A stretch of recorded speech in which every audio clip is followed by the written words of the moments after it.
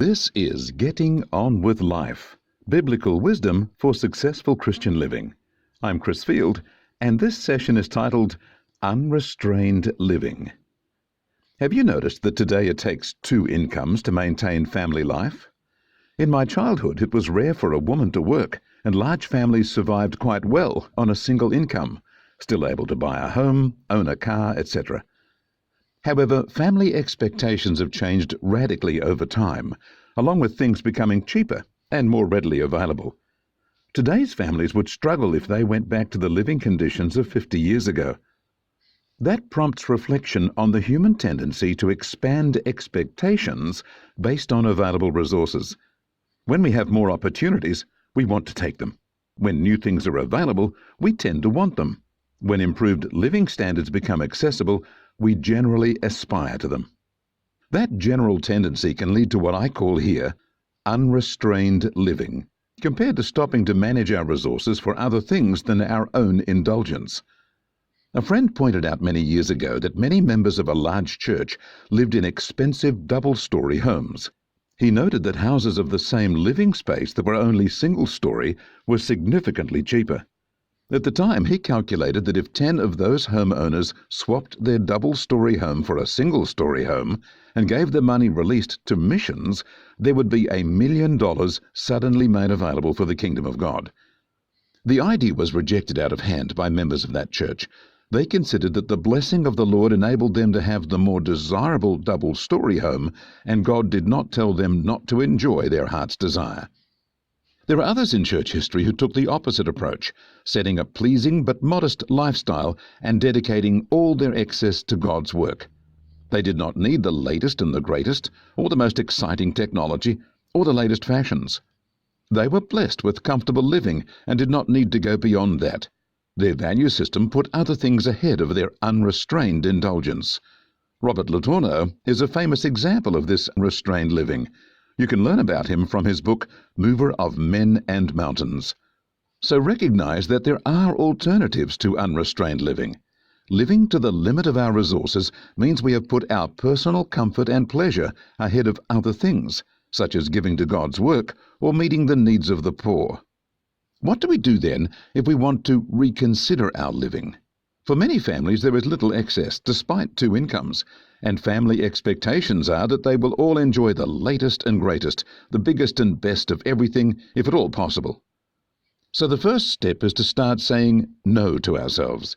Consider that life is not about how much you can get for yourself, but how you can glorify God with what you have. The next consideration is probably to plan where you will direct spare money other than on yourself and your family.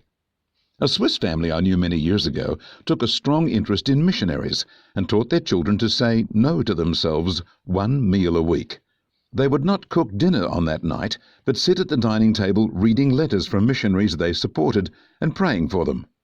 The money they saved from not buying food for that meal was put aside in the missionary support fund. That's a lovely way to teach a family to think of others ahead of themselves. But with today's prices, there's not much money saved on an average meal.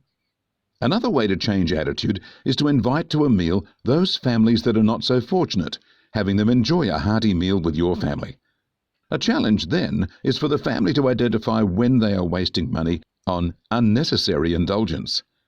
This can be hard to spot, since people want to enjoy a certain quality of life and lose sight of how enjoyable life is even without expensive items. There are, for example, amazing locations for expensive resorts on tropical beaches with brilliant sunshine and perfect weather much of the time. You can enjoy all those natural wonders at an exorbitantly priced resort, with added luxuries thrown in, or at a more modest resort, where all your needs are met, or at a budget place where you look after yourself more. And for all that, the locals, living in their grass hut, enjoy all of those natural blessings for free. If you are going to enjoy sitting and taking in a view, does it matter that you are sitting in a beach buggy or on a rock? Does a hot drink taste better at a luxury resort or out of a chipped mug? On my various strolls, I've often noticed in summer how many houses have their air conditioning on all day long without considering how lovely the ambient temperature is outdoors.